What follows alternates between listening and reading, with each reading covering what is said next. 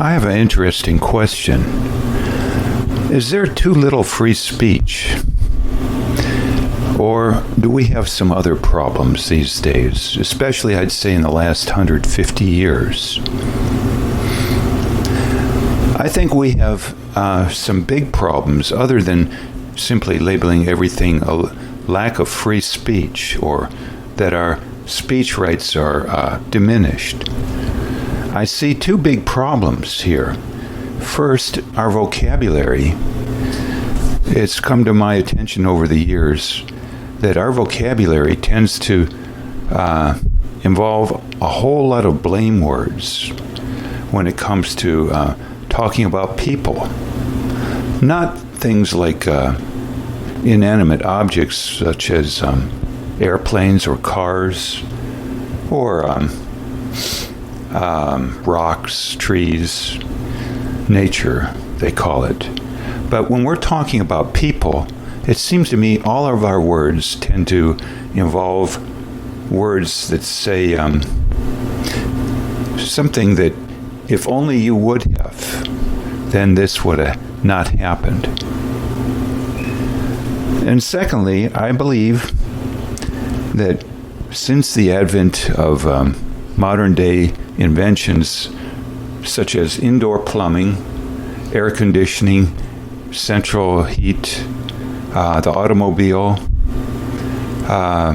radio, TV, faster and faster mail delivery, package delivery, so on, that we have become so accustomed more and more to comfort.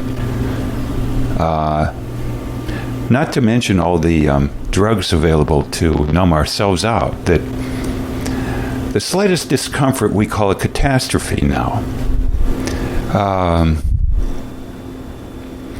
So the phrase making a mountain out of a molehill comes to my mind. Or not being able to accept a wart, basically. Hence, so many people these days concerned about their appearance when they literally do get a wart or a wrinkle, say. 100 years ago, this would have been a trivial issue. And so goes it with our comfort in a variety of ways, I believe. So our words these days have a lot of impact, such that there's also the legal impact.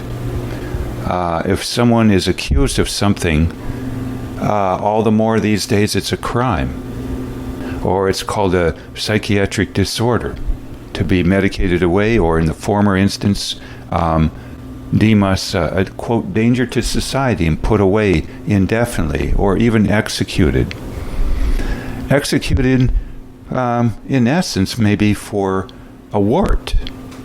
Something we would have tolerated 100 years ago or more as a discomfort, but now we say it's a matter of national security or a disaster. This is not a small issue, I believe.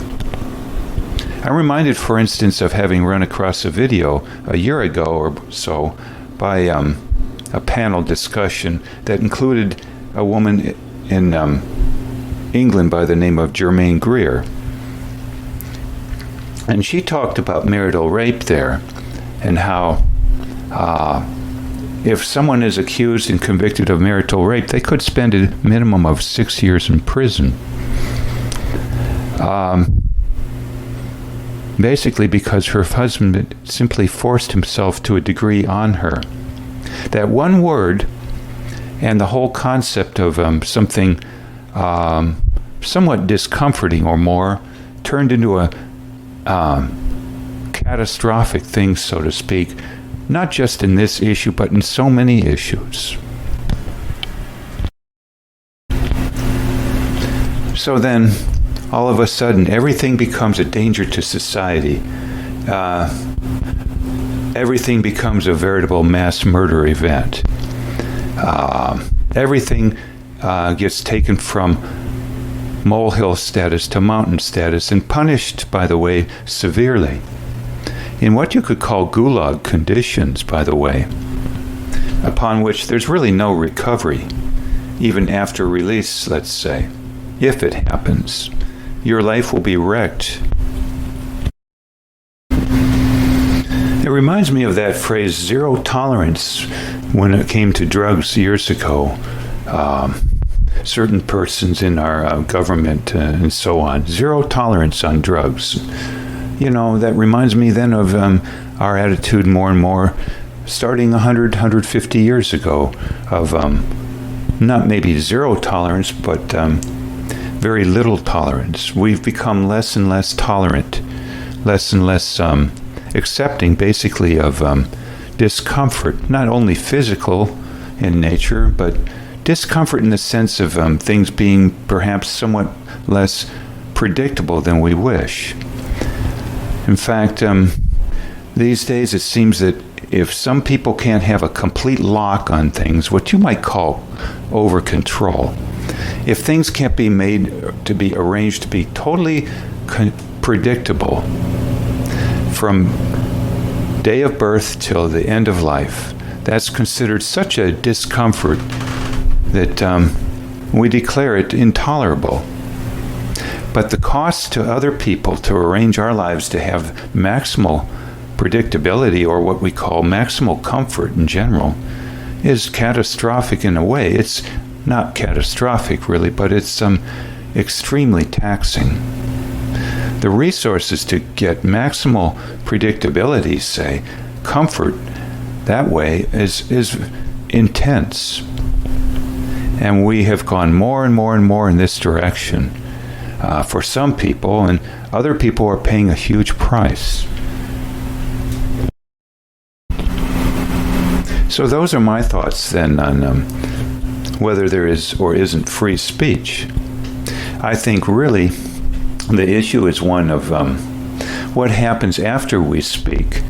Do other people feel, first of all, that we blame them? In other words, do they feel that we've said, you could have done something, but it doesn't matter that you didn't have the resources or you were constrained in some way. You should have been able to do it anyway. You should have been able to pull a rabbit out of a hat, or pull yourself up by your bootstraps, or change without getting any appropriate help that's really, really effective and cost-effective too. Rather, it's affordable to you, and it's available in your region of the country or your country in general, and the practitioners aren't overbooked for the next year or 5 years. And you also have to be able to stay put for a certain period of time getting that help. So how can we change, in other words, how can we alter ourselves and be considered culpable or blameworthy if we don't have the resources in general, or we're constrained from outside? So that's the first thing I've been talking about. And second, once again, is these days our words aren't just words. They turn us into friend or foe in the eyes of some people. And a foe these days, since 100, 150 years ago, means a huge impingement upon our comfort level, and we call it a catastrophe. Whereas in the past, we tolerated so much more quote-unquote discomfort, not just physically and with less lifespan in general, but with regard to predictability too. And rate of change. That's another biggie, I would say. We like things predictable, and yes, rate of change these days is intense. And that is predictable, but it's not tolerable to many. We want both predictability and a rate of change that is tolerable to most of us. So those are my thoughts then in a nutshell, to be developed a little more in time with more examples, but I just wanted to put this out as food for thought. Wish you well.